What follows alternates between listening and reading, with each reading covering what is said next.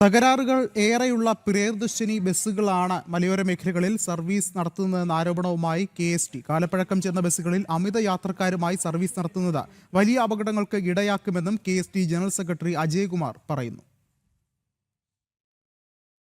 സംസ്ഥാനത്ത് പ്രിയദർശിനി പദ്ധതി നടപ്പായതോടെ KSRTC ordinary ബസ്സുകളെ ആശ്രയിക്കുന്ന വനിതാ യാത്രക്കാരുടെ എണ്ണം വർദ്ധിച്ചിട്ടുണ്ട്. എന്നാൽ യാത്രക്കാരുടെ വർധനവിന് ആനുപാതികമായി ആവശ്യമായ ബസ്സുകൾ സർവീസിന് ഇറക്കാത്തതാണ് ഇപ്പോൾ മലയോര മേഖലകളിൽ അടക്കം വലിയ പ്രതിസന്ധിയായി മാറിയിരിക്കുന്നത്. തകരാറിലായ പ്രിയദർശിനി ബസ്സുകളാണ് മലയോര ഗ്രാമീണ റൂട്ടുകളിലൂടെ സർവീസ് നടത്തുന്നതെന്ന് KST ജനറൽ സെക്രട്ടറി അജയ്കുമാർ പറഞ്ഞു.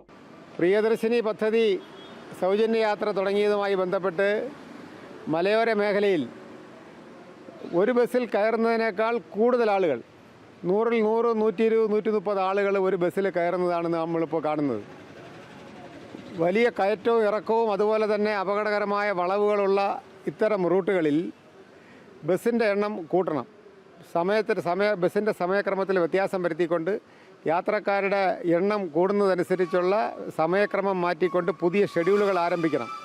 അല്ലാത്ത പക്ഷം കഴിഞ്ഞ ദിവസം നമുക്കറിയാം, വയനാട് തൊട്ടിൽപ്പാലത്ത് കുറ്റിയാടി ചുരത്തിൽ ഒരു വലിയ അപകടം തലനാരി വയ്ക്കാൻ രക്ഷപ്പെട്ടത് അത് ഡ്രൈവറുടെ ഒരു മനസാന്നിധ്യം കൊണ്ട് മാത്രമാണ്. അപ്പോൾ പഴക്കം ചെന്ന ഈ ബസ്സുകൾ പരിപാലനക്കുറവ് മൂലം അത് അപകടം ക്ഷണിച്ചു വരുത്തും. അതുപോലെ തന്നെ ആളുകളുടെ എണ്ണക്കൂടുതൽ, യാത്രക്കാരുടെ എണ്ണക്കൂടുതൽ ഒരു ബസ്സിന് താങ്ങാവുന്നതിനപ്പുറത്താണ്.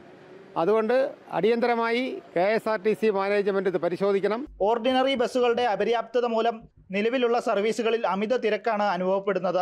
ഇതിന്റെ ഫലമായി സ്ത്രീകൾ ഉൾപ്പെടെയുള്ള യാത്രക്കാർ ഏറെ പ്രയാസത്തോടെയാണ് യാത്ര ചെയ്യുന്നത്. കാലപ്പഴക്കം ചെന്ന ബസ്സുകളിൽ അമിത യാത്രക്കാരുമായി സർവീസ് നടത്തുന്നത് വലിയ അപകടങ്ങൾക്ക് ഇടയാക്കുന്നുണ്ടെന്നും അദ്ദേഹം ചൂണ്ടിക്കാട്ടി.